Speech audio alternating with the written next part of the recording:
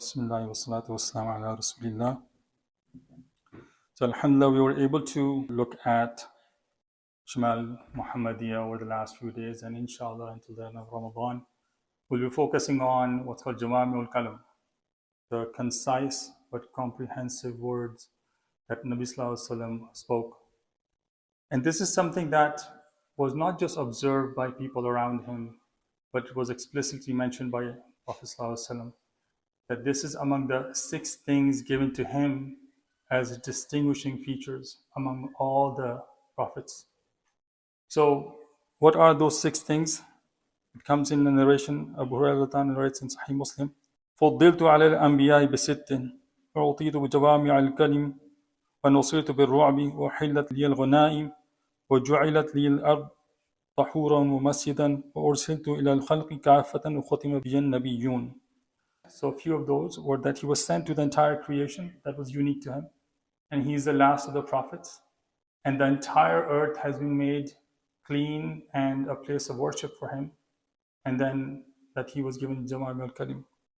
And one of the amazing things that we learned about Prophet ﷺ in Shama'il is that he had a specific way of speaking, such that people around him were able to memorize what he said.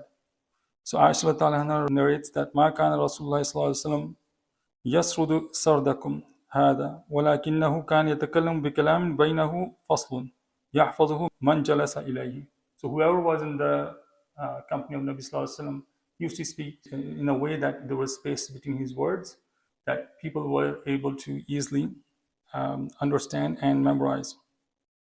And then Allah subhanahu wa ta'ala mentions in Surah Najm, nor does he speak out of desire. So we will look at some examples of Jawami al-Kalam. And inshallah it will be apparent to us as well how in a few words, just the way they were arranged, Prophet ﷺ was able to give so much meaning. And it did not require a lot of explanation, but people got the message.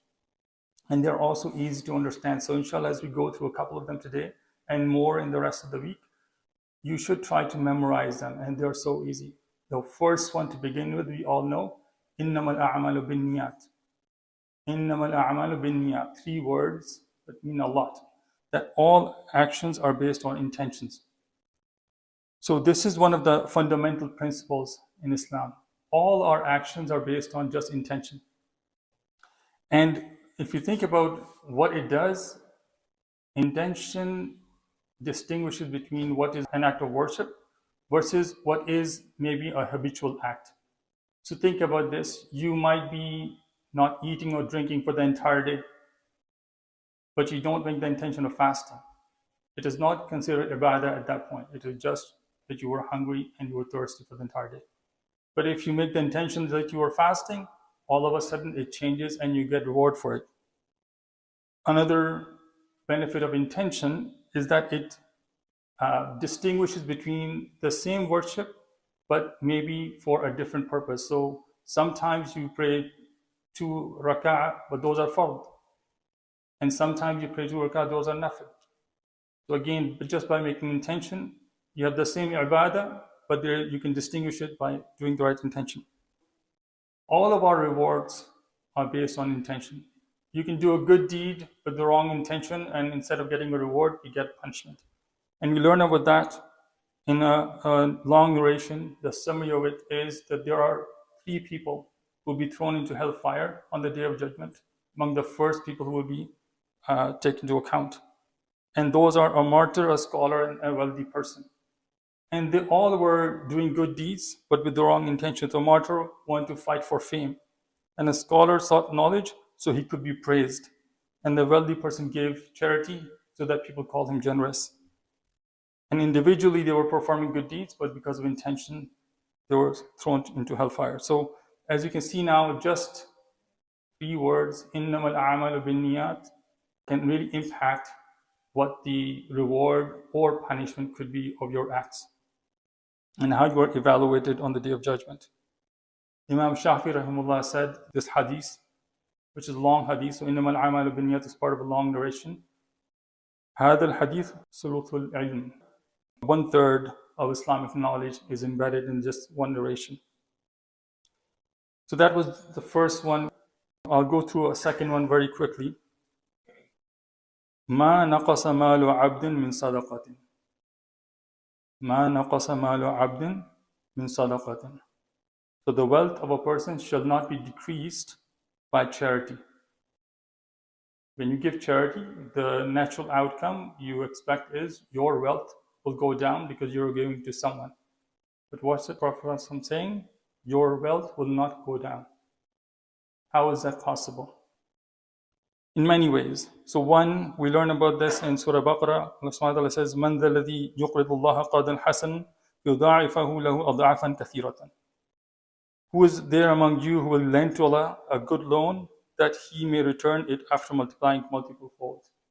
Well, of course, Allah subhanahu wa ta'ala has all the means. When you give something in His path, He can return to you and He will return to you manifold. And another hadith Qudsi, Allah subhanahu wa ta'ala says, Yabna Adam, unfiq alayk.